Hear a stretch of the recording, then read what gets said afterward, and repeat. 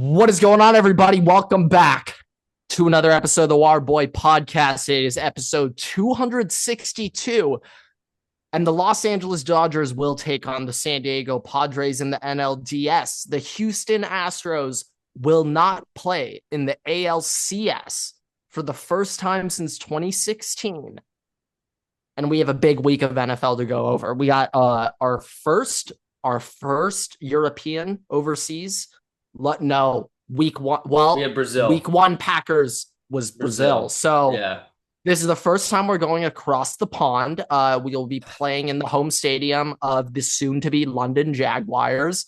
They'll definitely go through a team name change. They won't be the Jaguars. They'll probably be, real quick. Let's think of the most stereotypical British name. Monarchy.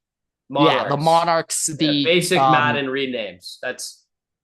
What do they call the guards? Are they just called like it used to be Queen's Guard? Is it just the King's Guard now? I think it's just the Royal Guard. All right, that doesn't work. Personally, it's going to be some Cheshbeat, either the Bishops or the Castles or the Rucks. What? I think we take a page out of European soccer clubs. So you know how Real Madrid, they have a soccer team, they have a basketball team, like Luka Doncic used to play for Real Madrid. Let's just adopt the Jaguars into a club, Arsenal American Football Club. Boom. That would be so bad. Because it would be. Right now, it's Arsenal Football Club, Chelsea Football Club. I have no idea if just different. Don't family has any relations with European soccer. American Football Club. Ooh, I could be wrong, but I think the Cons may have Swansea City, so we may have Swansea City American Football Club. That's even worse. And Swansea City is not in the Prem right now. They were relegated a while ago. I firmly will stand by this. If the NFL ever decides to put a team that is not directly connected by land to America, the NFL will die. I'll be honest, I don't like quick nerd business talk real quick. Quick nerdy sports business talk. I'll keep it short, but I think the only stadium in England that's like large enough for the NFL to be willing to use that stadium for NFL games, I believe it's just Tottenham. I believe that's the only stadium that's like state of the art and up to date to have an NFL game. Once again, don't quote me on any of this. I don't know the exact. There's definitely one in Germany. Oh! I know Germany, but in England, I think it's just Tottenham. Yes. So we might have the Tottenham Hotspur Football Club, American Football Club. I'm just gonna say. I mean, if they decide to put specify there any team in any country that is not directly connected to the United States by land, the NFL will die. Now I know I'm like more confident than not that the Jaguars will move to London. I'm more confident in that happening than not. Are you genuinely think that you genuinely believe that? The way the NFL is trying to grow global, they want to, but just amount of money they would have to spend to do no, it's not a good idea. Like it's quite literally the Stanford Cal into the ACC on steroids. Okay, instead of traveling cross country, we're traveling across the Atlantic. And don't quote me on this, but like I think the flight from New York to London is only like 8. Might be 8. Let's see. I think it's only slightly longer than California to New York. It is 7 hours, 11 minutes is the longest flight time I'm currently seeing. From JFK to London. Okay. Only $394. LA to New York's like 5 hours, 6. It's about the same. I have no idea. LAX I'm not JFK. Longest flight on there is 8.5, but typically is about 6 hours. So a little bit shorter, but almost the same. But like distance wise, it's technically not that much longer. Like but how many times thought it was longer? But the difference is you're not seeing a team from the West Coast playing on the East Coast every other week. Every other week. Oh my God. 49ers at London. Well, yeah, that's one problem. That's the first problem. The next problem is you don't see the Jets playing away at at 49ers, then back, then away at the Chargers, then back, then away at the Rams, then back. And they'll help but that'd you be every away game for them. Like if you have an East Coast road trip, like they'll have those back-to-back weeks of travel. It's not that crazy and stuff. I mean, even that, but the problem is then you'd have to have all your away. It'd be okay, home. Oh, away. It's such a headache. I don't want to think about. I mean, the NFL that specifically is why I don't think there will ever be a team in London. If there is a team that happens to go to the UK or anything, they're gonna make their own. They're gonna be like, oh, NFL Europe, the same way that United States has MLS, right, which is soccer. It's not European soccer, but we have MLS. The NFL is just gonna bring that kind of concept to. Oh, start a European Football League, the EFL? Yes, the NFL, it'd be like the NFL-E. Could that be like the NFL's G League? No, I'm dead serious. It's like what it probably would be.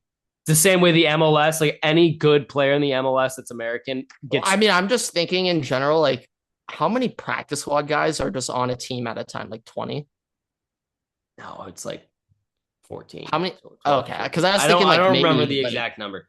But the thing is, one, keep in mind, if a team goes to Europe, so many of those guys will probably decide that they will not want to fucking move to Europe. But two, like you got dudes in the XFL too. Like you're competing, a European league is competing. I'm thinking that too. Going to compete with the XFL. Like I don't. Yeah, and also personally, just as a man who's slightly. I want to make this clear. I'm not even a casual when it comes to European soccer. Calling me a casual would be giving me too much credit. I'm beneath casual. Like, I'm a while away from being a casual. I'm not there, not even there. But just on my limited interactions with Europeans, I don't think they care much about the NFL. They do not give a single. I don't think they care. The reason why it's a thing right now, where like, okay, the tickets right now are going for $180 for this Vikings game, which I guess will transition to the NFL in a second on this then. But tickets are going for $180. The reason why that's the case is one, fans in the United States travel there because they're like, oh, it's a holiday game. Oh no, literally, my hour, my PTO right to go. You have Americans living in London because it's one of the more predominant cities Americans go and work in internationally. And then also you have the 6% of people attending who are English, but care about lived in America football for just a very slight bit of time. They met a friend who went to Alabama and they're like, yeah, this is way too live. I need to watch that, or it's like a gimmicky thing where it's like, oh, we have, when you have a friendly in America, like Tottenham's coming over to play. Oh, yeah, of course. Some of our friendly. You have people who have zero clue what the rules are for soccer who are like, oh, yeah. No, I'll pay like we're quite literally talking about like Michigan back in like the late 1800s where they would go to like Ann Arbor High School, teach them how to play football and then beat them in a football game. Not wouldn't be the first time we beat Europe in something, but I mean. No, it would not. No, it would not. It's also just last World Cup we drawed England. That's a W for us. That is a win for us. That is all that mattered for us. We kept a clean sheet against Jude Bellingham. That's all I got to say. It's also a gimmicky thing. You're like, oh, American football is going to be here. Yeah, I'll go pay. I'll go get some drinks and just watch. Yeah, if anything, it's probably some England people being like, yeah, let's just see how barbaric these Americans are and their sports. But I do think though there are a couple of not English but like those Nordic countries. I think like Norwegians would appreciate American football. They'd be like, wait, Van Ginkel, is that us? Is that one of us? No, they see the Minnesota Vikings and they go, hold up, it's the Spider-Man. Yeah, they're like, wait, hold on. There's Hawkinson and Van Ginkel. I didn't know the Icelandic national team had a football team in Minnesota. What? The one thing that I do think would be kind of the Vikings can't do it because it would kind of ruin their uniforms. But I do want one of those Nordic knots like that you see on jerseys all the time. Hey, I'll be honest. I was talking about this with my older brother the other day. But just objectively speaking, the helmet decals on NFL helmets are head and shoulders better than college helmet decals. The Viking horns, they're like somewhat 3D. I don't know how to describe it.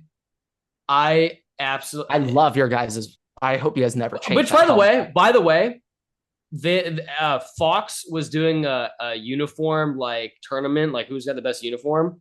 They probably had the Chargers. Chargers made it in the AFC. The Saints won the NFC. Somebody explain that to me.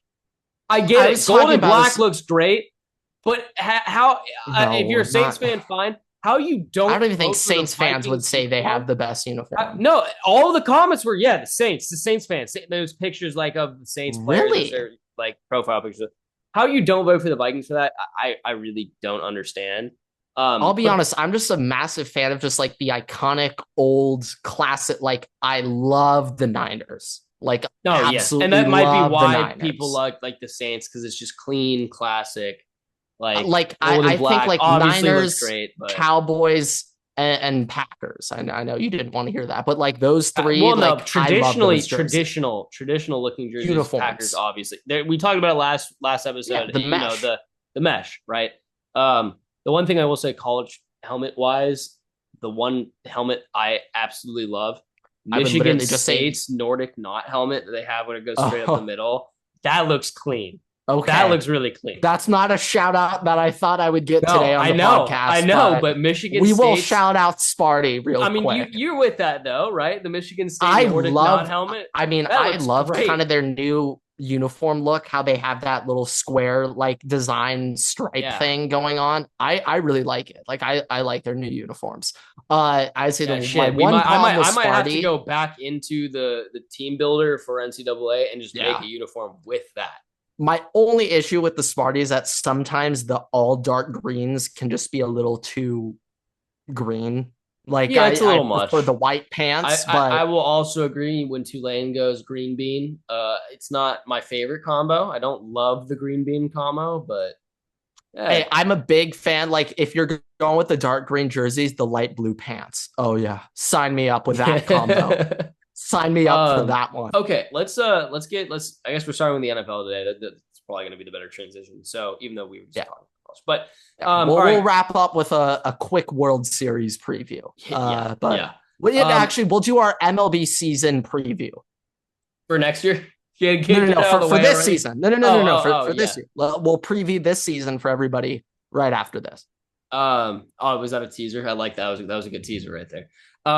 But okay, so I went 11-5 last week. Grant, you went 10-6. 10-6, which season's all out of whack. For my standings early season, I may be catching fire earlier than I thought. Okay, season is all out of whack though, based on typical trends.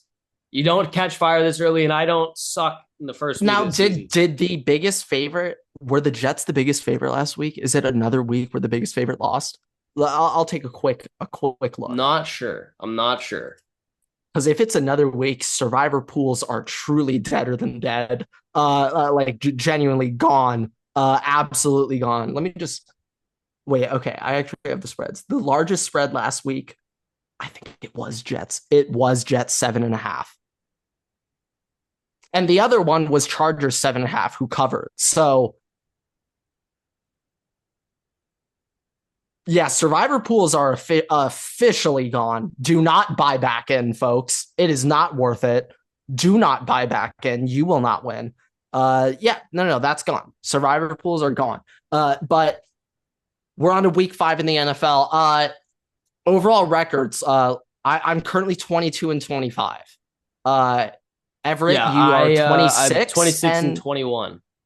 26 and 21. So anyone who's been tracking us the past couple of years, those aren't anything strange. Overall records, we are about kind of where we are. I would say though, based on trends, I typically am a little bit better though at this point in time. I was gonna say, I'd hope you're over 60 right now. So right now I'm at 55.32. That's my percentage. All right. Typically let's get you over to 60. Around this time, I'm typically around like 58. It goes up. Let's get you over 60 and let's get me above 48. Okay. I will just say, in striking range. I know you're about to go through the game slate. Just before premising that, This week's games are kind of a crapshoot. In all honesty, it is.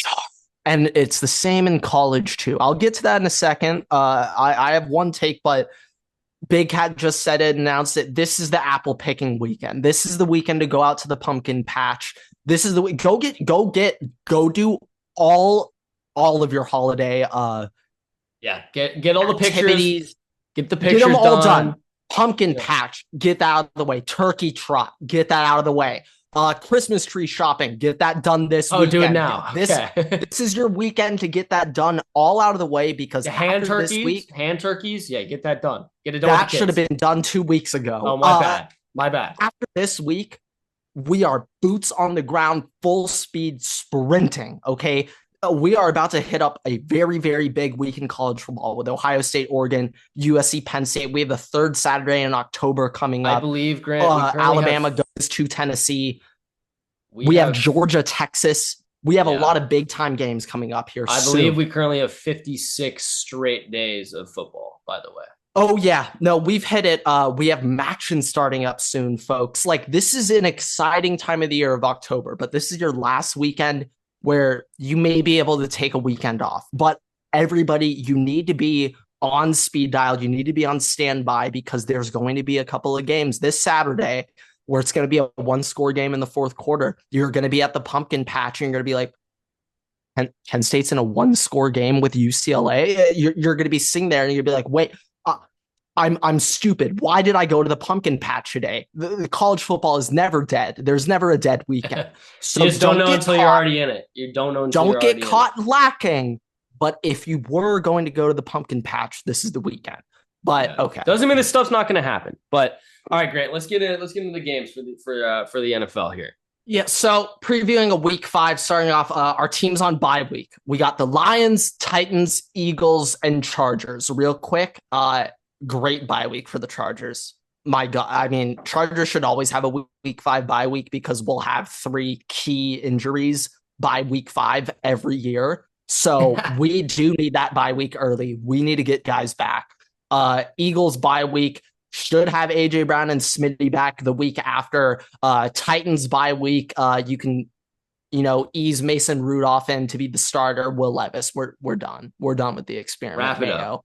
We need to also get that mayonnaise commercial off the air. I cannot see him the mayo fragrance doing the splits over the mayonnaise. It's like, dude, this is a awful look for how you're playing right now. This is awful. But Titans on bye, and then also Lions on bye, which they might not need this bye week, but you know what? Take a week off, Amon-Ra. Go check out USC, Minnesota. That might be in the area. We'll see if Amon-Ra makes an appearance for that one. I doubt it. If it's at Minnesota, I doubt it. Yeah, no, I wouldn't go to that game if I were him either. But okay, Thursday night football. Tonight, Bucks, when we're recording this, recording this, by the way, 150, 45 Central right now. Bucks at Falcons. London game, Jets at Vikings, early slate. Panthers at Bears, Ravens at Bengals, big AFC North matchup. Dolphins at Patriots, Browns at Commanders, Colts at Jaguars, Bills at Texans. Afternoon slate, Raiders at Broncos, Cardinals at Niners, Packers at Rams, Giants at Seahawks. Sunday night, Cowboys at Steelers. That might be my what the hell game of the week. To be determined, though. I got one more in there where I have no idea. And then Monday night, Saints at Chiefs. I'll go through mine real quick, and I'll say my 2 what the hells. Falcons, Vikings, and Vikings to cover. Alt spread. I love you this week. Oh my God, you're about to kill Aaron Rodgers. Holy shit.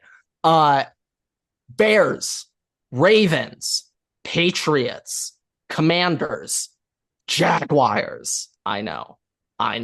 Jaguars, Texans, Broncos, Niners, Packers, Seahawks, Steelers, and Chiefs. Yeah, we got some differences this week. So, I mean, my biggest thing that I'm looking at here, I'd say my biggest what the hell is Dolphins Patriots. That one I'm like, the under. That's your pick. That one That's was your pick, everybody. That one That's was your pick, everybody. That one kind of was that way, but we got more than there's multiples in the same field as that one this week. But okay, Bucks, Vikings. Give me Panthers. Give me the Andy Dalton revenge game. Let me sprinkle that a little bit. I like that. I like that. Ravens, Patriots, Commanders. Okay, I gotta ask a question on this one. I have Colts with an asterisk if Joe Flacco's starting.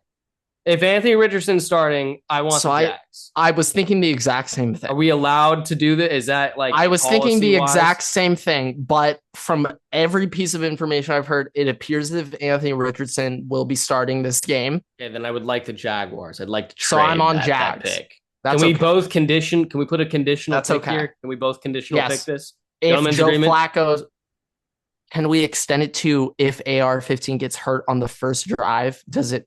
If Joe Flacco plays the game while it is more than 2 quarters, yes, that's if he just comes in for 2 drives at the end. Fair. Okay. All right, both have an asterisk on that game. So either way, we're gonna end up with the same result.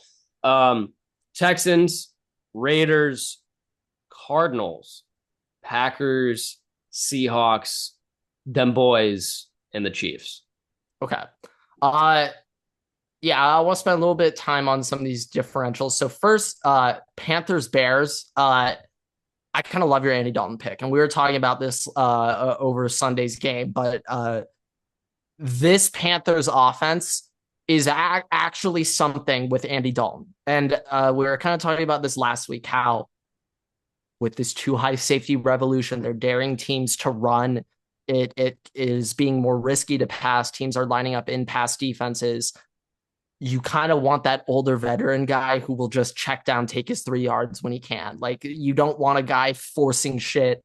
Like right now, the teams are so prone to turnover right now, just with these very pass heavy coverage defenses. And I think with Andy Dalton in, you can see the Panthers offense just be. So, I mean, like on paper, competent. On paper, is this Bears team more talented? Yes. Yeah. Yes. But I do think that they got to overcome Luke Getsy. Or not Luke Getsy. Shane Waldron. Yeah. And I don't know who's worse. My goodness. When applied, the Panthers are better. It's in Chicago. But remember, Andy Dalton was the Bears starting quarterback. Like this is a really nice revenge game. Really nice guy. Red Rifle. This is a revenge game. This is revenge game territory. And Grant, I mean, Waterboy policy is if there's a revenge game in play, vibes pick. So same thing kind of comes into play when we talk about in division. When we talk about in division, throw everything out the window. I think the only in division game we have this week is we have a handful. 2. We got Bucks, Falcons. We got Dolphins, Patriots, Ravens, Bengals, Colts, Jags, Raiders, Broncos, Cardinals, Niners. Yeah. We got a lot of division games this week. Yeah. So, I mean, on those, Waterboy policy is everything is out the window. Which is, unless it's the Broncos, Bo Nix is really bad. Hey, Broncos, Bo Nix is genuinely awful. Okay. I can't exaggerate this enough. I believe at halftime, Bo Nix was like 7 for 12 with -7 passing yards. How many screens are you throwing? Wow, Sean Payton is he quite literally is offensive genius veteran instead of the younger Zach Wilson up and coming quarterback. He's opting for the older Bo Nix. It's an absolute joke watching them play offense, but watching the Broncos play defense might be poetry. You want to know why I'm kind of going Surtain. I hate to give Broncos credit, but so good. Patrick Surtain is so good. I would probably say he's the best cornerback in the NFL right now. If you're just talking on leaving a guy on an island, who do you trust the most to leave on an island? It's Patrick Surtain right now. He is truly. My one thing I will say, half of the field that he'll lock that down. If halfway through the game, and if Devontae Adams, I don't think he's playing. No, he's not. But what I will say is, if halfway through the game they pull Gardner Minshew for AOC. Raiders lock it in. They win. Give me a reason why. I think AOC Gardner Your best answer to win me over is vibes, by the way. Just making that clear, but go on. Gardner Minshew he's chaos, right? He's just straight chaos. AOC, controlled chaos. Emphasis on the controlled side of chaos. Are we sure? Are we sure about that? I kind of feel like I kind of feel like with Gardner Minshew, chaos happens. He's had some bad turnovers, but I feel like Gardner Minshew's more of the bland quarterback. Just AOC. I mean, if you want a guy, I feel like AOC, we can have some. Oh God, you just lost us the game moments if he goes in. Maybe, but don't take too much into that Raiders Chargers game last year. Do not look into that one. I'm also thinking about when the Vikings played. Okay. I mean, yeah, we won 3-0. Keep that in mind. But worst game, by the way, I have watched in my entire I forgot life. about that. I have erased that from memory. All right. 3-0 for the NFL is probably as boring of a score you can get. I think it's the lowest scoring game in the last 20 years. I was thinking about this the other day. Just I saw it on college football. There are a handful of games that are like 4-2, 4-3. Like the team with 4 points got like 1962. Yes, like I'm talking scores that are so pathetic. Like you're down 4-0 and you settle for a field goal. I mean, yeah, I do think that AOC. I think AOC is like more poised to take control of a situation where it's kind of going. I'd say this. I feel like AOC has a higher chance to win the game for the Raiders than Minshew, but I think that chance of winning the game is just as high of him losing the game and throwing it away. Probably, but at that point in time, the games would have already been lost if Gardner's quarterback. I would like to say yes to that, but I don't know if either of this team can even get a 14-point lead. My point is to be in the space to be, oh shit, AOC just lost us the game. He also would have needed to put you in the situation where you could have won the game. Gardner Minshew at that point in time would have already lost the game because there wouldn't have been a position where he was in to win you. Okay. That's my thought. Anyway, like this game, if there's a bet that I'm most confident, first half under. I expect that to be 3-0 at halftime, 0-0 at halftime. If Jacoby Myers is wide receiver 1, under on receiving yards. I mean, like Trey Tucker's about to have himself a game, but I mean, now that I think with Devontae Adams out, like the Raiders might just be in 13 the whole game. Can Zamir White actually get some yards this week? Is that possible? Yeesh. You're asking for a lot. Or is it going to be Laub? Is it going to be Laub season?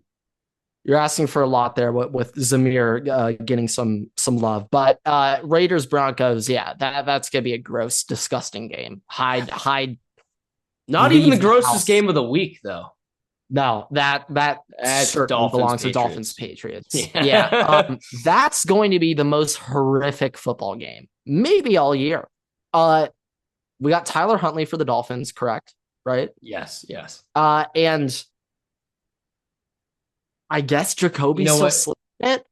You're not going to put Drake May in right now with that. He did get some reps earlier in the season. Yeah, but you're not going to throw him into No. Like, I mean, I'm going to be honest. It might be fourth quarter if they're already winning. They'd be like, yeah. But I'm just saying, like, start the game. Like, you're going to still reset. Yeah. If there was one game to throw Drake May into, might be this one.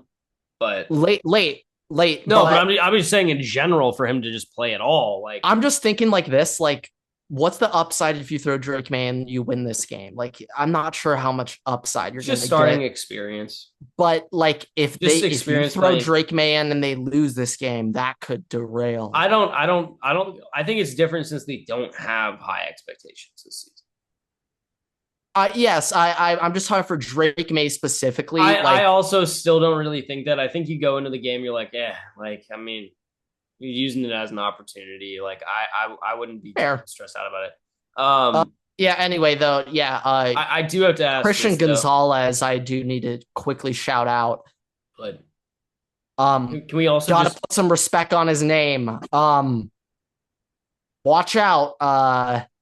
We might have Gonzalez Island coming up here pretty soon with can we also Certain shout out the Island. Commanders for drafting Emmanuel Forbes over Gonzalez, who fell? Can we also shout that out? Is that possible? And hey, I'll be honest, I was shit talking Sammer still after he gave that Jamar Chase touchdown 2 weeks ago, but he didn't do too bad last week against Marv. I know Marv had a touchdown early, but I do still want had to a nice ask this game. though. What do you do if Tyreek Hill gets traded back to the Chiefs?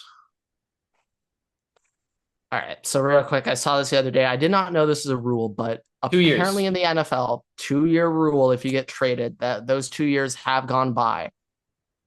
If Tyreek got traded back to the Chiefs, I'd obviously be horrified. Tyreek on one side, Xavier Worthy on the other.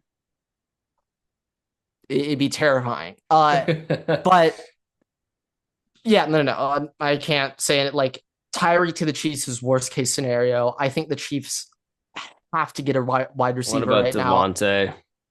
Now, Devontae to the Chiefs, I would be equally terrified, more terrified by Tyreek. Don't get me wrong. But I feel like in terms of how the Chiefs want to play right now with Rice gone. So Rashee Rice was that slot guy running all those underneath routes for Patrick to pick up just quick 7, 8, 9, 10 yards. Right now, they're having Kelsey do that, and Kelsey's back, by the way. You know what they're going to do. You know exactly what they're going to do. What? You know who's a free agent right now? Who was Rashee? Yeah, who was Rashee Rice compared to at the beginning of the year? Slant Boy. The new Slant Boy. That would actually really, that could really check out. I'd be slow as shit now, but okay, this is the thing. I think it could be good, but just you do bring up a good point. Like Kelsey's doing what Slant Boy would be doing right now. I think they're looking for that intermediate threat. Obviously this can never happen, but like Ayuk on the Chiefs would be league breaking. That Niners won't do that. Well, but Ayuk currently sucks too much for that to matter. Yeah, no, that too. But if he went to Kansas City, he'd just turn into what Rashee Rice was just overnight. Like that's just how it works. Yeah, very, very true. If I were to give a quick like receiver that I think could temporarily solve some problems, but I don't know if they'll necessarily do it. Kind of like a guy like they obviously can't get Godwin, but some type of slot-ish type guy, possession underneath route runner. Odell on the Dolphins. He's close to coming back. I'm not sure how great that would be, but like, hey, it'll be cheap. Might as well try it. Like Juju's not going to be running your 15-yard digs. Like I also don't know if a team that's competing in the AFC right now is going to be willing give it. No, that's another thing. I was going to say my next thing was going to be like, hey, maybe you get like John Mechie from the Texans, but they're not going to trade him to the Chiefs. I like that. I like that, but they wouldn't. It's going to happen. But I like that. Yeah. A piece like a Mechie. Like you don't need to go get a crazy guy who's worth a ton. You don't need to do that. Like the Chiefs showed us last year, they can go wide receiver by committee and be okay. Like they showed us they can. Maybe a Russell Gage.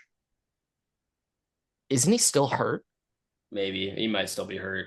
So I know they just like a Zacchaeus. Yeah. Or like a Christian Kirk would be perfect. Maybe like a Greg Dortch. A Jahan Dotson. I like that more right now. I like Dortch more than some other slot guys because he's got a little more shiftiness speed where he can kind of run on some more intermediate routes with Kelsey doing the underneath. But like, yeah, like I think right now to defend the Chiefs, like we're essentially just running a box and one on Kelsey. Like Kelsey's getting double teamed all over the whole game. I'm just curious. Worthy, you're running too high all game. Do not let Worthy beat you deep. Dare them to run. Dare the Chiefs to run. Yeah, right now. Oh, you know what, Grant? Jesus. So these are the free agents right now that are available. Russell Gage is available. Okay. Hunter Renfro still available. Tim Patrick, I guess, is available. Oh, Michael Thomas, how about Randall Cobb. Claypool? Claypool is available. Richie James, though, Richie James, honestly, I could see them resign. He was on the team last year. I think he's a free agent now. Willie Snead, maybe a Denzel Mims. God, if they brought Martavis Bryant in, I'd love that for the culture. I'd love that. literally. Wouldn't be the greatest idea, but I'd love that. They also could fully just trade with the Broncos, be like, yo, you want to give us Mims? Okay, actually, one game I want to talk about. I believe we're both on the same side here, but we both have Texans over Bills, correct? Yes. So now, I believe. Let me preface something first before you say that. In my top 10 list, entering week 5, the Bills are ranked above the Texans. And traditionally speaking, for me, the way that I rank things is, okay, I think a team that's above another team would beat the team that's lower in a head-to-head right now. Yeah. Right? And obviously it gets mixed up when you have a team like the Ravens beat the Bills, but the Ravens lost to the Raiders, who, and the Lions are the third best team right now on my list, but they lost to the Bucs, and the Bucs lost to the Broncos, but that doesn't mean the Broncos are a top 10 team, right? So there's going to be some pieces around here. I do think that the Texans overall are not a top 4 team right now. But I think after this week, when they beat the Bills, they then would become a top 4 team, if that makes sense to people. Because I know for some guys, you look in our comment section, it's hard to understand. I know when the Ravens go up and they take a lead and then they collapse and they lose to the Raiders, I know that means they definitely are still a great team, right? Like, I guess that's the argument there. So, I got to just clarify for some people, because I don't know where people's minds are at. Yeah, but I'll say, like, I've had some somewhat similar complaints about BYU over Iowa State. And I'd say for right now, like, if we were making prediction list rankings, they wouldn't change much week to week. My college football predictions would be the exact same as they were from preseason right now. Nothing has happened this year that's made me massively shift my opinion on any college football team. I would still pick Ohio State. All of the teams that you would say were originally going to be in there are in there. The seeding might be a little different, but they're all there. Yeah, but like, one thing I want to say about just how football specifically should be, like, you need to take into account the results. If we don't take into account the results and we're just predicting future, then what's the point of playing the game? If we're like, for college football, if we all just believe that Georgia, Alabama, Texas, Ohio State, yada yada, those are the only teams that can win it, then why do we even play the regular season? Why don't we just start the playoff today? Taking the results, but you have to take in the results of every team. So even if a team beats, like, the Ravens in this case, right? Ravens are I guess are they 3-3 or 2-2? But 2-2. Ravens beat the Bills handily, right? But up to that point, the Bills had blown everybody else out, and the Ravens had lost 2 different games, one of which being to the Raiders. And the Raiders, yeah, I would say another thing. The Raiders have lost multiple games versus bad teams. Like, I mean, the Raiders just look like, I'd say another thing. I feel like in college you have it a lot more like, oh, who did they play? Who cares that they're 5-0? As a college football guy myself, I feel like for the NFL, for the most part, like, any given Sunday, like, a win is a win. Like, being 4-0 is being 4-0. Being 3-1 is you're 3-1. Doesn't matter who you play. To be 3-1, you are a good team. But I feel like this year we're having a lot of people be like, "Oh, who cares if the Seahawks are 3-1? Who have they beaten?" Like, I feel like I'm seeing that this year a lot more than past years. Yeah, because I think there's some basis of people being like it's fraudulent, but at the same time, I have made that argument before. I have put the Steelers and the Seahawks. They're still in the top 10, but they're lower. I've been like, yeah, the Steelers are one of the worst teams in the league, even though they're whatever. And I immediately be like, well, they're still 3-1, or they're still 2-0 or whatever. Like, Yeah, like for Cowboys Steelers, which way are we going here? Like I'm picking Steelers because that game makes no sense to me while the line is 2.5 for Pittsburgh. Like everything tells me pick the Cowboys. You're fading into everything tells me pick Cowboys. So I'm picking Steelers. Cowboys just suck. Yeah, I mean the Cowboys defense looks atrocious. Steelers defense looks very good. I mean, I don't know how great offenses they've played yet, to be honest, when it comes to Pittsburgh. But Brandon Cooks is out. I don't know how much of an impact that makes. If anything, I think that may help Dallas. Cooks is washed. So unbelievably washed. But yeah, back into this. Back into the game. But for this Bills tag, I think we're gonna see the wheels start falling off the wagon here for Buffalo. This looks like a little bit of a dicey situation with Buffalo with how they play. Like they have an ability to win games. Like they have Josh Allen, but I just feel like their offense is pretty stoppable. Like there's no real crazy. Oh no, very, very clear. If you want to get a statement win, this is the game to do it for Buffalo, is to beat the Texans. Yeah. I think on paper right now, the Texans got absolutely throttled in Minnesota. But on paper, the Texans are still one of the, if not the best team in the league on paper, and are probably going to be in contention to win the AFC this year. So if you're Buffalo and you want to have... still certainly favorites to win the South. Yeah. If you're... I mean, I'm going to be honest, all the rest of the teams just blow. Yeah.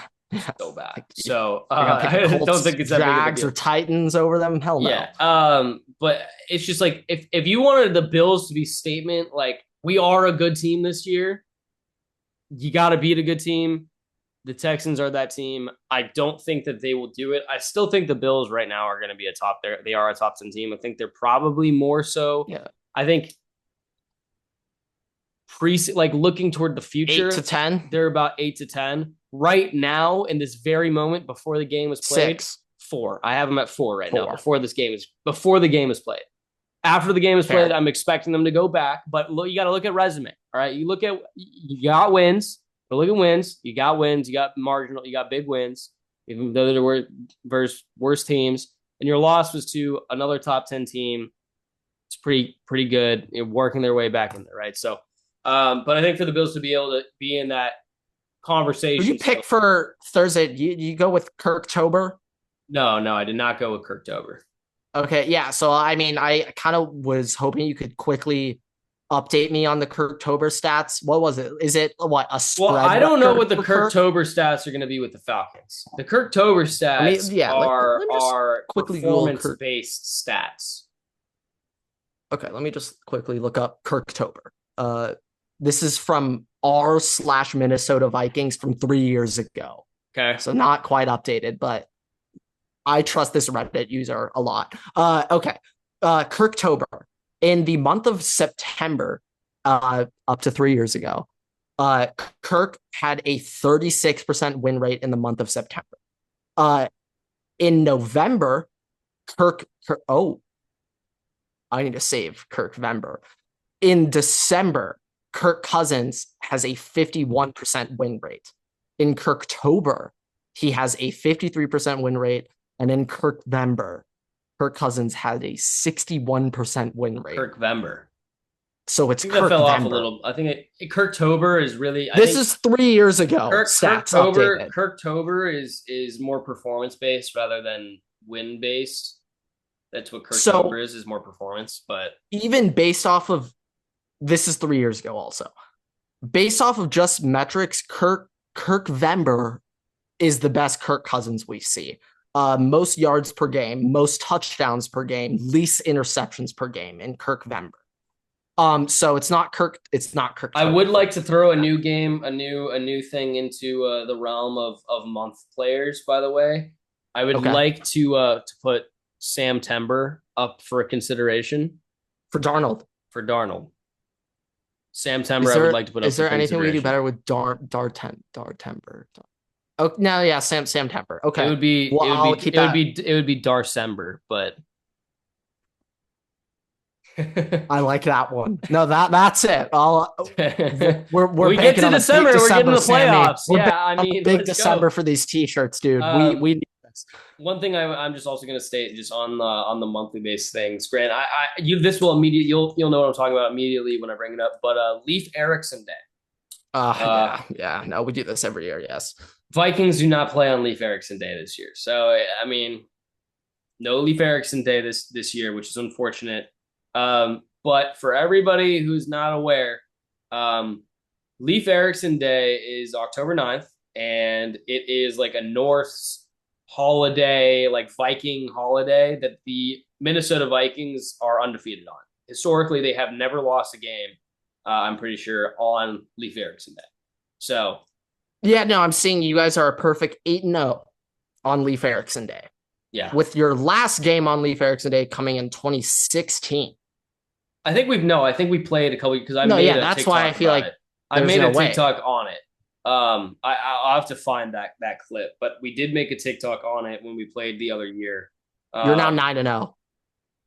There you go. Yeah, we won that week. I don't know the most recent one, but no, I know for fact sometime since we started this podcast, you guys. Yeah, I'll find it. I'll find it. But I mean, I'd have to scroll. Positive of that. Yeah. You guys certainly have. But yeah, I'd say the last quick game, Ravens Bengals. We're both on Ravens here, I think. Yes. Part of me thinks the Ravens may be a little bit of hey, the Bengals are currently 1-3. I personally can't see the Bengals just starting off 1-4, but this Ravens defense is so good. The other thing though is I can't see I couldn't before the season started. And the Bengals defense is so bad. Before the season started, I could not see the Bengals missing the playoffs. Yeah. And historically speaking, a team that starts off and they always start off slow. No, but historically speaking, any team that starts off this bad does not make the playoffs. In the same way that if you start off undefeated, you typically do. Although the last team that I think missed the playoffs while being like 5-0 was the Vikings, but we're not going to talk about that. We did not need to bring that up. You chose to. I just as a fan, I kind of I have to. But just at this point, shut her down. We're going to play for pride. But I don't think that the Bengals, like Joe Burrow is 3-4 historically versus Baltimore.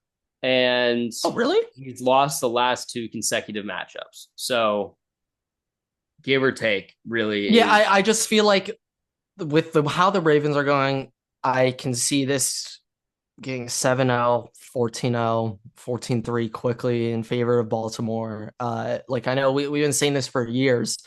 Like my one fear with the Ravens is can they come back down from a big lead? And against this Bengals defense, yes, I think they could pass their way back. At this point, though, they have not shown that. To this point, I don't think they'll get in I don't think they'll be in a situation where they'll need to do that. But I also think that Cowboys game a couple weeks ago where they let the Cowboys back in it, I think that was a good reminder. Like Lamar was pissed at Harbaugh after that. Okay, game. Grant, I have the Leif Erikson stat.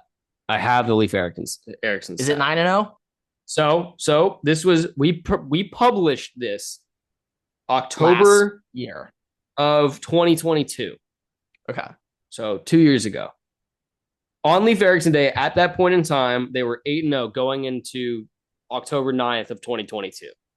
Yeah. After that game, which was on October 9th, they were a perfect 9-0 on Leif Erikson Day. I do not know when the next Sunday is going to line up on Leif Erikson Day, but if October 9th, around October 9th, gambling if man. it's on a Thursday next year or a Monday, they better give you. Well, I'm pretty sure one of those games was a Monday night, and like I think they specifically gave it to you. Yeah, I mean, I'm talking like the 2011 game, by the way. Like, ironically, though, I'm looking at this. A solid third of the games that we played were against Chicago. A third of the Leif Erikson games were against Chicago. We played Tampa Bay twice. We played Houston once, New York once. Actually, you know what? This could be kind of fun. As you know, it's been a while since. I mean, I haven't thought about this for a while. He hasn't played, but as a man who has a rookie quarterback himself, I know he's not playing this year, but let's take a quick look at our rookie quarterbacks right now. I want you to give me your thoughts on just Caleb, Jaden Daniels, Drake May, and I guess Michael Penix and Bo Nix too. But those first 3. As of right now, well, I'll say Caleb for last. Let's start with Drake May. Kind of similar situation with you. Don't know enough. You don't know anything, quite literally. Don't know enough. I mean, I'm gonna be honest. At this point in time, though, even from the small subset of what we have seen, better than Bo Nix. Better than Bo Nix. Yeah. Bo Nix is gonna be dead last on this list. Actually, better question. Just based on how you've seen rookie quarterbacks perform now with the situations surrounding them and how the Vikings can I take support system. Can I take JJ McCarthy's one preseason game into contention here? Is that allowed, or does I just have to? Sure. You can. I mean, if I'm ranking things right now, I don't take anything out of that, but you can. If I'm just ranking all these quarterbacks, knowing the situations and everything, Jaden Daniels, far gap, very far gap. Jaden Daniels, far gap. Then I probably have to give it to Caleb since he's starting. Michael Penix is contention for that, though. But real quick, just compared to like just situations walking into, everyone was saying, "Oh, Caleb's got such a great situation walking into." Yeah, and they are also like, JJ McCarthy, it's a bad deal there. Situationally, Bo Nix is also the worst. But also, most people would be like, "Yeah, Jaden Daniels not a great situation to walk into." And like, ironically, I wouldn't say Michael Penix has the worst situation. Would or would not? Would not. Like, no. Fine, Kirk. Like, hey, if Kirk were, I don't want it to happen. I'm a fan of Kirk. You have made me a Kirk fan over the past couple of years, but I don't want Kirk to get hurt. But I mean, I was just thinking the other day, like, could you imagine if Michael Penix was just playing right now? I think he'd be lighting it up. I think Penix would be doing amazing right now. Probably. I mean, we went over that fact before. We talked about that a little bit before. But I mean, if I were re-ranking, if I was re-ranking everything right now, based on what I've seen and know, I would probably say Jaden Daniels, big gap. Have to say Caleb Williams because he's played the next most. Fair. Then JJ, then Michael Penix, then Bo Nix. But the JJ Michael Penix is like, it's not like a big thing. Bo Nix is. I'd put JJ above Penix just in terms of situation. Like, yeah. But also, it is Jaden Daniels, massive gap. This is like the Moneyball clip. There's Jaden Daniels. There's a gap. Then there's Caleb Williams, JJ McCarthy, and Michael Penix. Not that big of a gap. Then a giant gap, a pile of trash, some more trash, and then a heaping, steaming pile of garbage on fire that is Bo Nix. Steaming. Yeah, I mean, it's awful in Denver. I don't want to spend more time on that. I just think though with just kind of how we've seen Darnold play this year, like we saw a little flash out of Jordan Addison too last week, just reminding everybody, hey, he's still on the team. We got this guy. As a guy who my first encounter with Jordan Addison was at USC when I saw him birding to class with his Crocs on. Like, as a man who's seen him up close, saw him at USC, as a man who owns him in Dynasty, I myself forgot how good Jordan Addison was. Like, literally just 3 weeks ago, I was like, hey, if you want Jordan Addison, I'll give him to you. Take him. But he kind of reminded me like, oh shit, no. Jordan Addison is very good at football. Don't get me wrong. And off the field stuff's a different, not as great on that, but yeah, it's, he's a young guy. He's hey, from Pittsburgh to LA, what do you expect to happen? It's a complete world turnaround. But I think that situation JJ's walking into, especially with the tackles too. Oh my goodness, JJ could be lighting it up next year. And a lot of cap space available right now for them to be able to, but it's also to be able to re-sign all these guys that they might have just gotten on a 1-year deal. Just bring them back, bring them all back. I don't know if I'd bring back Stephon Gilmore. He's been really, really good this year, but also he is 33 and he's a corner, so a little bit difficult. Harrison Smith probably retires after the season, so that's another problem. I guess Josh Metellus would plug and play, but I think it's better to keep him as a utility guy than a starter like that. So I don't really know. Fair. I mean, if this is Harrison Smith's last year, go out on top like a legend, Minnesota legend, right?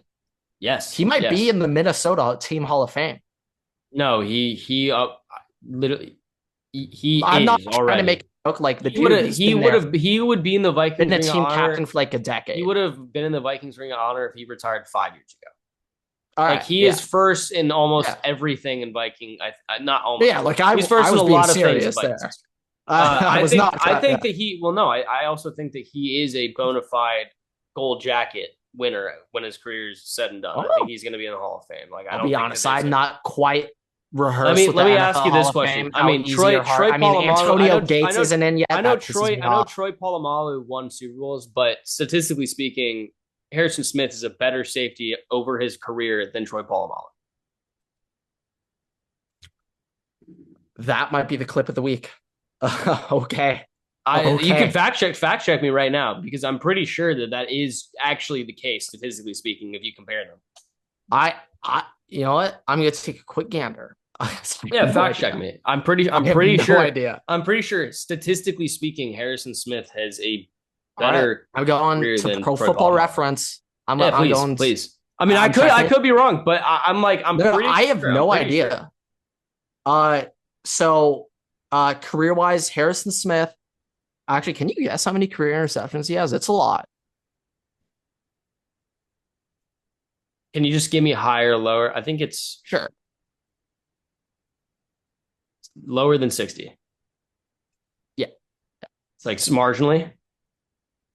It's lower than 60. Hey, just real quick, I'm not sure if there's many corners with 60 plus career. Like there may only be. Well, I'm just trying to think, because like I know the Vikings. That's a lot. Vikings like corner record holder for interceptions in the careers. Hot. It's like 50 something. I'm gonna go with like 33. Very close. 35 career interceptions. Take a guess how many Troy Polamalu has. Interception wise? Career interceptions. Like 36. 32. Everett. You might be onto something. I might be cooking here. Has 3 more. Quick tackle look, combined tackles. Harrison Smith has a career total of 1,062 tackles, assisted and solo. Yeah. Troy Polamalu, guess how many he has? 987. Troy Polamalu's career tackle total is 783. Everett, you hit this on. I got it.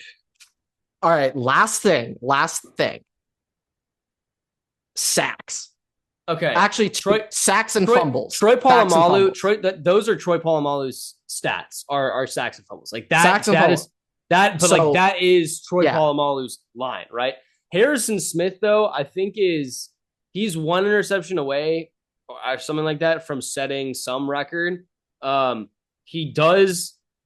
I think he's got like 20 something sacks. Everett, what if I told you that Harrison Smith has 8 more career sacks than Troy Polamalu? I'd actually kind of be surprised. Did you know this shit? Did you know that? Were you setting me up? Did you know this? Like, I said, has this been going around Vikings Twitter? Like, Harrison Smith has better stats than Polamalu. There's been an argument about it before when people have been like, yeah, Harrison Smith is like very undervalued for what he's done in his career. Because every time Madden comes up and Madden is like, yeah, he's like an 88 overall. We're like, I'm just looking, I'm appalled. Almost the only thing Troy Polamalu has more on is forced fumbles, and he just has 2 more. Every other stat Harrison Smith leads. Not even leads, blows him out of the water on. Easily wins. All right. I will submit. I've accepted defeat on that one. Also, just one fact.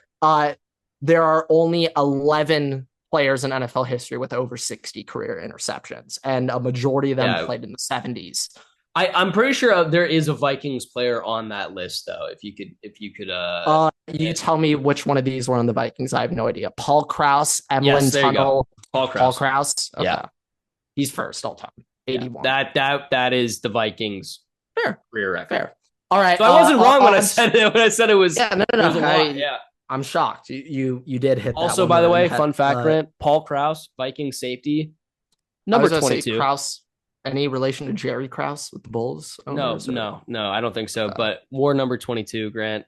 You know who wears number 22? Harrison Smith. Yeah.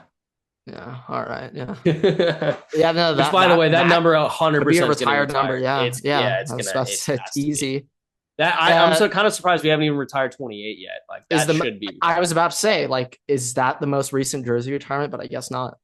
No, the most recent one was like we've retired some other Carter. Like random people. We retired. I think we officially retired 84. I think we officially retired Randy Moss's number, but I don't know if we've retired numbers. We've inducted people to the Hall of Vikings Ring of Honor. I know we recently did Jared Allen. Recently, Chris did Carter's Randy Moss. Retired. Chris Carter is. Randy Moss is 84 retired yet or no? Not retired. Not yet. The Vikings have not retired the number 84. There was a rule, but Vikings players have to ask him. I think that's still a little bit different than Adrian Peterson. Adrian Peterson hasn't officially retired yet. No. But he's still not retired. He has not filed his NFL retirement paperwork. He is not.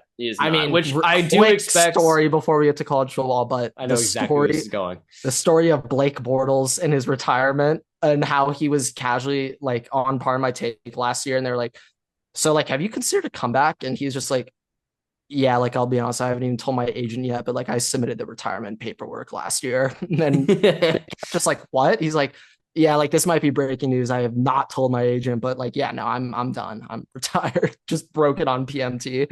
I do expect that whenever it happens, the Vikings will sign him to a day contract. Which, by the way, I would just like to say it's unrelated to football. It's unrelated to football, and this is the only comment I'm going to make.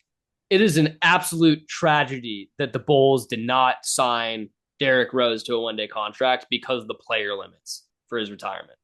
They didn't sign him to a one-day contract for him to retire. Just one of the worst. They didn't. They were at the limit for off-season players, and they didn't want to cut anybody, so they couldn't sign him to a contract because you need to have the space to sign him to a contract for one day. Yeah, I mean, I was seeing this the other day. Like, if there's any athlete where you could just click a reset button and kind of like avoid an injury or just let them relive their career, like, I don't know why I first thought Marcus Lattimore, the South Carolina running back, but like Derrick Rose is the answer. Derrick Rose is the answer. I will contest. Derrick Rose didn't tear his ACL, we have no idea how good he could have been. It's not the same level injury, and I know the traditional answer is like, oh, RG3, whatever. Andrew Luck. Luck. That's my. Yeah. I'll never get over that. Like Andrew Luck today, I think he's like 33. He would still have another 5 years. He's 35. He'd have 3 more years. That makes me feel old. Andrew Luck is 35. Yeah, look up how old Luke Kuechly is. He's younger. I know that. He is, but just still look up how old he is. 33. You want to talk about our generation of football? For him, though, he seems like a guy that I need to retire. The CTE. Yeah, let's get into college football quickly and wrap it with the MLB. Quick college football, and then we'll wrap up with MLB. Yeah, college football. This is your pumpkin patch picking week, but this is gonna be my take of the week. There's going to be at least one upset. I think most likely 2. This is the look ahead week for a lot of these teams. In 2 weeks, we have a lot of big time games for week 7. So in week 7, we got Ohio State, Oregon. We have Penn State, USC. We have Texas, Oklahoma. We have Ole Miss, LSU, but a lot of big games in 2 weeks. Not this week. So I expect Ohio State, Oregon, Penn State, USC, Texas to all come out flat this week. They're in a look ahead spot. This is not a week where I'd be confident in any of those teams to cover or look good. Not at all. If there's one where I do feel confident, ironically, it's Oregon over Sparty. Short week for Sparty. Short week for Oregon too, but I think it plays more into Oregon's favor with Sparty both having the shorter week. But my game to watch this week is going to be Missouri A&M. That's our ranked matchup of the week. And Everett, I'm going with the Colt. Give me Texas A&M. Connor Wegman, I'm pretty sure is bench. Marcel Reed should be the starter. If Marcel Reed was quarterback for that Notre Dame game, A&M wins. I think so. And they're making the right decision benching Wegman. He's awful. 5-star bust, like the new college football 25 meme. Like he's a bust. Wegman's a bust. But Marcel Reed, he adds a dynamic running the football too, and give me A&M to win this game. Also, I just hate Missouri. I hate all of Hey, you're the one who keeps putting them in your top 12. No, I know. Like, I'm objectively speaking, they should be in the top 12 today, but do I think they're a top 12 team? No. But hey, this is going back to what we were saying. Past results have to matter. Like, it doesn't care if it doesn't matter if I think Missouri sucks. Up to this point, they're undefeated. Yeah, I mean, if they get blown you have to give out, them credit. Here's the difference. Missouri is ranked 11 right now. If they get a blowout loss, obviously a loss in college football matters a little bit more than the NFL. That probably boots them out of the top 12. If they were your third ranked team and they had a blowout loss, they're still going to be in your top 12, right? Yep. For the Bills were at one point, I think I have them at number 2. They got blown out by the Ravens. Okay, now they're 4. I dropped them. But like, I can't be like, oh, they're 9th now when they were at 3 before. Like, it's not necessarily reasonable. Yeah, fair. But yeah, I mean, do you have any other games? You have an Ohio State related. Yeah. Also, other thing, Michigan, Washington. That's going to be like a close your eyes hide game. I'm seeing a lot of people pick Washington for this one. Michigan's going to win this game. Michigan's going to beat Washington. I would personally be a little bit shocked. I would if Michigan loses lost. This. Season's over. I mean, the season's already over. They can't do anything. Fenway Bowl. Yeah, Holiday Bowl, Poinsettia Bowl. There you go. Hey, come to LA. Yeah. It's in Vegas. It's Holiday Bowl in Vegas. Yeah. Vegas. But yeah, no, college football. This is your pumpkin patch week, but I'm still expecting some upset to happen. It could be Cocktober, South Carolina, Ole Miss, just kill Ole Miss. But Ole Miss coming off a loss. I expect them to be coming out swinging. If you want a chance to make the playoffs with your Ole Miss, there's no more hiccups.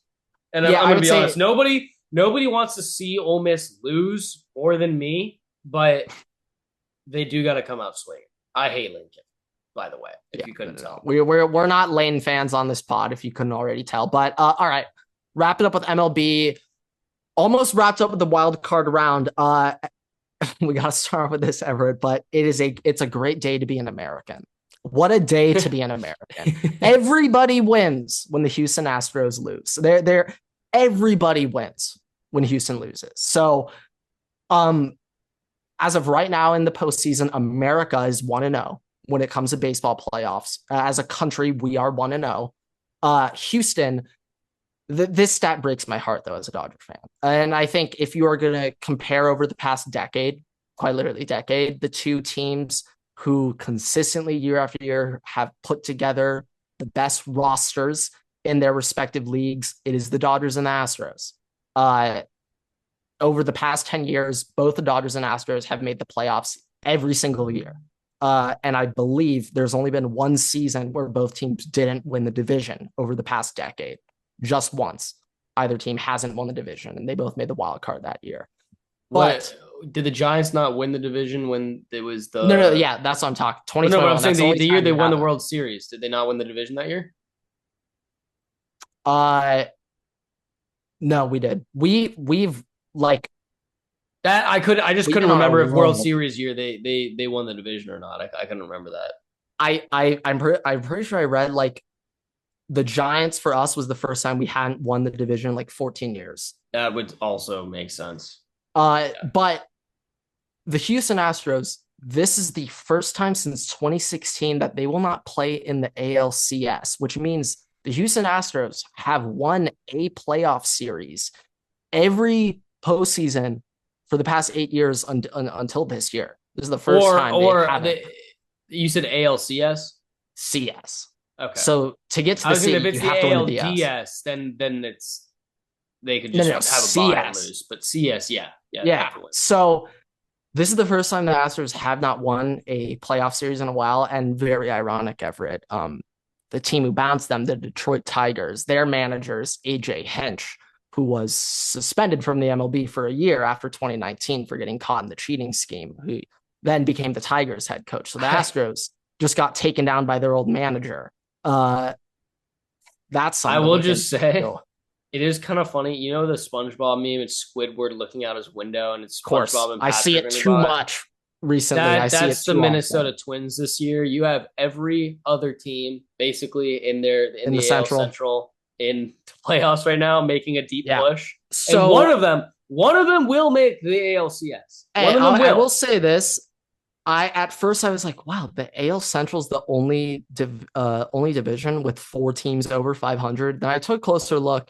It does help when you have the second worst team in MLB history in that division. But I want to say this. MLB has changed the scheduling. So you play every team now. You don't have as many divisional games. That could have been worse in past years. I just forgot that the White Sox even just existed. I just kind of cut them out. I just cut them out. I hope you didn't think about them for the past 3 months. Oh my God. Oh, you know who that really sucks for that we just sent to purgatory? Miguel Vargas. Yeah, he's. I feel so bad. There was a new picture every week of him literally crying in the game. Like he'll be playing left field and he'll just start crying because he sucks and the team's awful. I felt so bad. Like, oh man, Vargas, it breaks my heart watching you cry during a baseball game. I will just say, this is the definition of a cupcake year for the Yankees. If the Yankees don't make the World Series this year, that's a great point. The MLB think about that. The MLB really would change rules because the amount of the revenue that would decrease from having go from the Yankees to like the Detroit Tigers. Yeah, I mean, last year I believe it was one of the least watched World Series in forever with Arizona. If Bobby Witt makes the World Series, nobody's watching it. Would genuinely be the worst thing for MLB if the Royals made it. Cleveland Guardians also are up there. That's also up there. All 3 of those options are up there. At least the Royals have been there recently, and by recently, you know what? That's actually a really good point you bring up. You know, for us, don't win. I mean, for us, we still have to get through San Diego, and then we'll have to play the winner of most likely Philly and the Mets. And I do not want to run to the Mets are a buzzsaw right now. I do not want to play the Mets right now. I can't believe I'm saying that, but I do not want to play the Mets.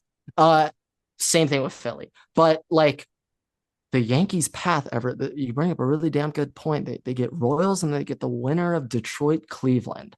If you were to tell Yankees fans that's going to be your path to the playoffs, they're like, we're winning the World Series. Like they would all believe that. So that's a very good point. If you end up having the Subway Series, Grant, if it ends up being Yankees Mets,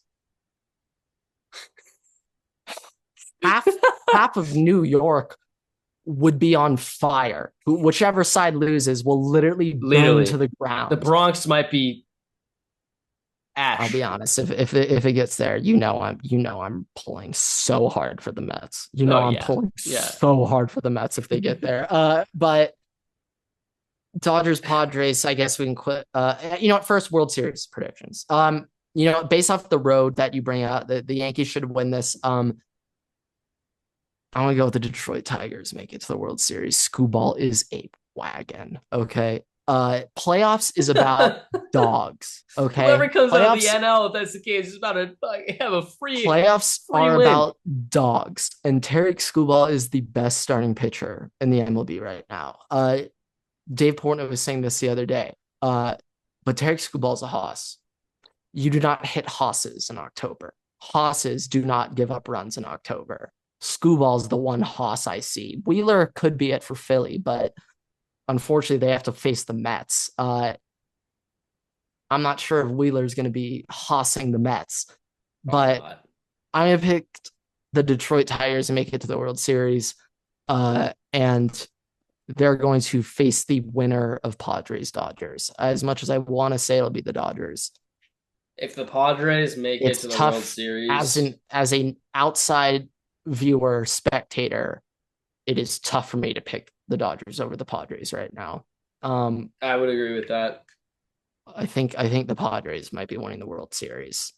If that happens, I don't know how I handle that. No, I would not be able to do Chiefs back to back, Michigan, and then Padres. Oh my God, I forgot that would be in the same cycle. I'm out. That would be in the same cycle. I'm out. Yeah, just for reference, everybody. If you are unaware, all right. Grant's teams just won. No, Grant's teams this year. Nope, we're not doing that. Chiefs won the Super Bowl. Michigan won the national championship. Chiefs now have back to backs. But I'm just getting through your agony this year. Yeah. Chiefs won. Michigan won. The Celtics won. Now we're on to the MLB season. And if the Padres win, you'll have a clean sweep.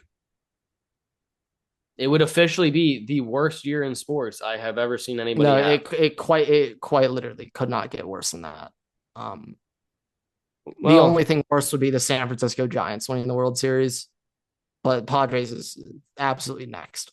I mean, technically speaking, no, that would be the worst. If I'll be honest, if the Giants won the World Series, that would kill me a million times harder than the Padres. I'll be honest, but it's just, it would be. I don't know,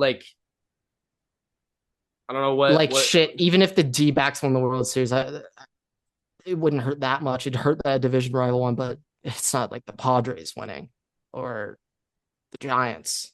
Yeah, I'm just trying to think if there's any other sport that you actively care about that had another. Yeah, I was trying to think of hockey, but I don't even remember who won the Stanley Cup. So I didn't bring that point up. Florida win? Yes. Yeah, I could not care less if the Florida Panthers won the Stanley Cup. Yeah, you don't care about hockey. You don't care about hockey. Could not care less. United States knocked out of Copa. I don't know. Heartbroken. In shambles. Heartbreaker. But yeah, I mean, look, my pick. I'm gonna do Yankees. Like I said, if they don't win this, they'll never win. I'm concerned about their pitching. I am too, but we're talking about the Royals, the Guardians, or the Tigers. I know Screwball's a wagon, but look at the rest of the teams. No, I know, but baseball's weird now with this format. I'm gonna go with Yankees, and you went kind of with a twofold. I'm gonna do a twofold, Grant. You went with the Yankees. We're getting one or the other. We're either getting a Subway Series or we're getting West Coast versus East Coast. But I'm not talking about Padres. I'm talking Dodgers. Okay. Yeah. I'm horrified at this postseason. It's weird. How did we end up with two disgusting postseasons back to back? At least with the NL, outside having our longest break of the season before the playoffs, when all the wild card teams get you playing crazy monumental games. At least this year, outside of the Padres, every other team would be like, yeah, you're a bigger market team. All right, we could see you being there on the Diamondbacks or the Rangers, right? If you were to have a Dodgers or a Phillies or a Mets World Series, I think that all of those would be okay by MLB standards. If the World Series ends up being Detroit versus Milwaukee or Kansas City versus Milwaukee, even the Padres in there. Milwaukee is the worst. Milwaukee's the worst possible option out of the NL, but the Padres are second. But the thing about San Diego is that at least it's a travel destination. People will go to. And they are just more people are aware of who Tatis, Machado, even Arias is big enough where you don't need to care about the market. You're I want to watch that team. Yeah, can you name one? Orioles. Orioles are fun. I would have loved if the Orioles kept going. Let's play this. Can you name one player on the Royals that's not Bobby Witt? One player on the Royals that isn't Salvador Perez, catcher. Okay, I should have stipulated Perez as well. I believe Benintendi's not there anymore. Let me give you a random pitcher. Is Scott Barlow still there? Let me check. The point is you need to check to even. Oh shit! Oh, Seth Lugo. Damn. I do. Okay, that's fair. Fair. Seth Lugo. Yeah, but a general fan is. I have no idea. Right? Tigers, you have Screwball, but Like, yeah, I know Scoobs. Job, I don't think he's made the roster. I just know him because now he's the their young Guardians, I guy. know have some guys, I but know I couldn't Baez is objectively not name on them the off team. my hand. So, like Who the the Guardians? Guardians have some guys, but I I know can't some go like more of 1, 2, them, 3. but Yeah, still the same thing. like, hey, Brewers, the Guardians have the best reliever in baseball, Clase. I believe he has like a .6 ERA this year. Like yeah, low key, like a top 5 season of all time for relievers.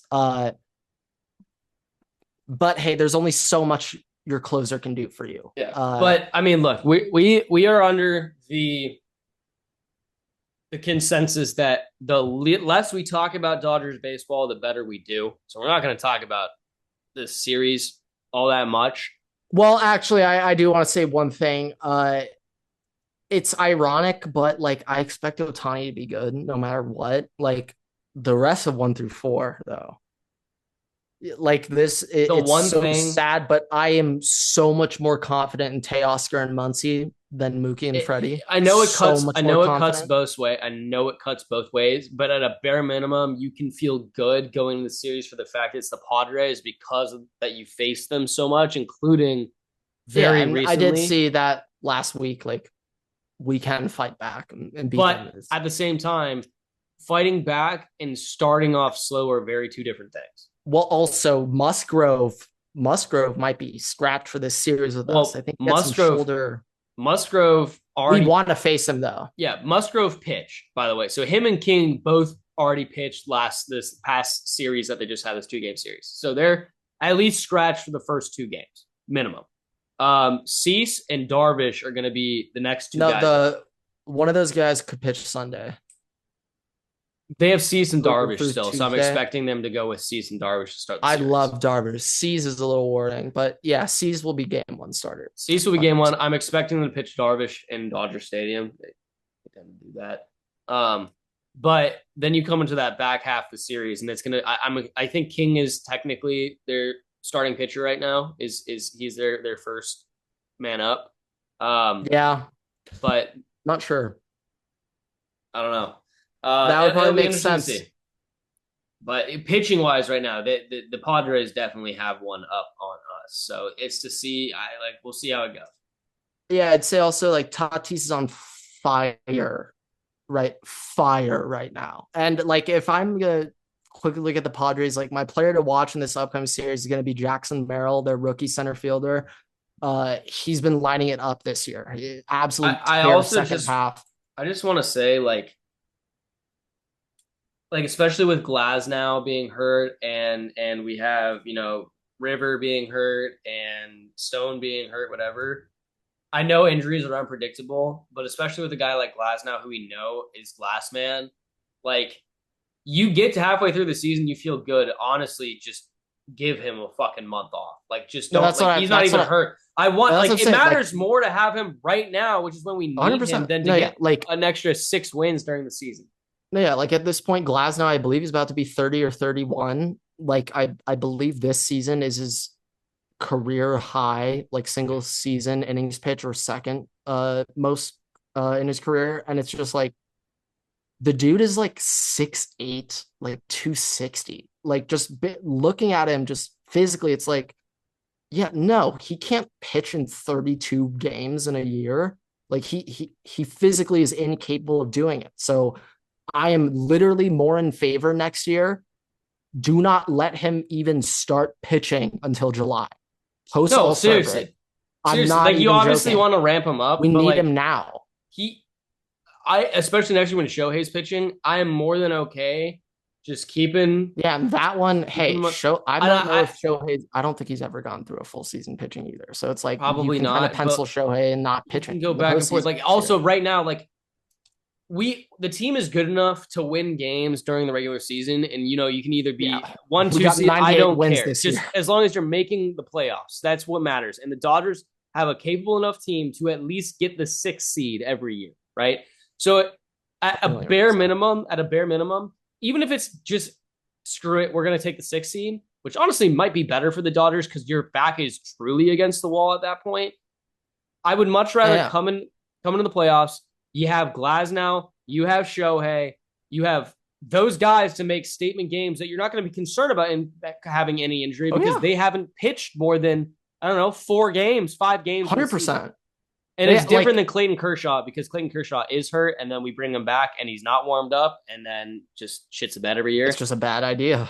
Which is going to inevitably happen this year. We're going to bring him back, and then the Padres are going to do a little crying Kershaw face on the. So actually, real quick, I was thinking about this. I was thinking about this recently, and I think in a way, I will just say I did just get a fraud alert on the it's a good fraud alert. I said the Padres are going to put up the crying Clayton Kershaw on the screen, and then I got a fraud alert. I hope they do.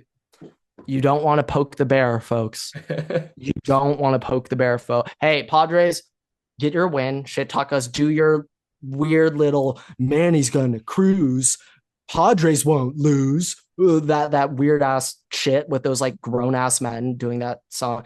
I'll pull it up. You'll remember. But like San Diego, like as a Dodger fan, I'm horrified of facing them. Just knowing how I can't be on MLB. I'll have to mute anything baseball related on Twitter. I won't be able to look. No, I can't. Yeah, if they bounce, I won't be able to look at any of it.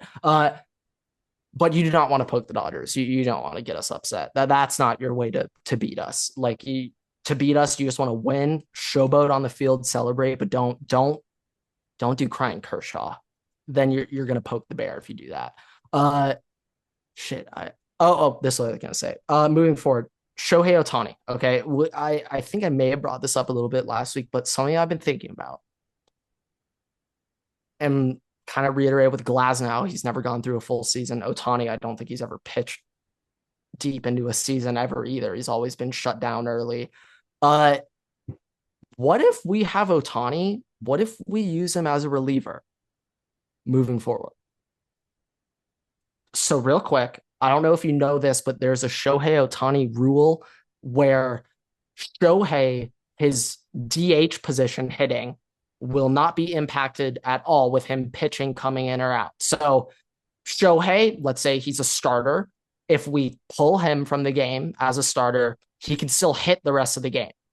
Usually in the past, if you pull your pitcher, you're done. Yeah, they're done. Out of the game. Yeah. There's a special Ohtani rule where it works for hitting, but also he can be DHing the game and then he can come in for relief, be taken out of the game, and the DH isn't impacted. I will be honest, based on the, because he throws 100. Remember that. So relief based on the best relievers and World Baseball Classic.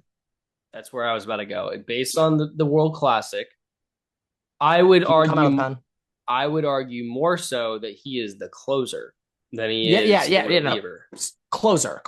Yeah, it's just reliever in general, but yes, closer. Which also, I mean, Evan Phillips moving him off, maybe we could be more. Evan Phillips isn't great either. I know, but I'm saying will be our closer. No. I'm just saying, going forward, like having if Shohei can be the closer guy, because one that also kind of helps. That kind of helps more for us, where it's just, hey, he's just batting.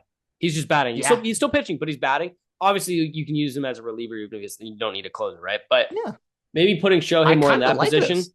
Yeah, putting Shohei more in that position and having Kopech and having Evan Phillips be more relievers, because obviously, like right now, we really do need that, and we're going to need it next year too.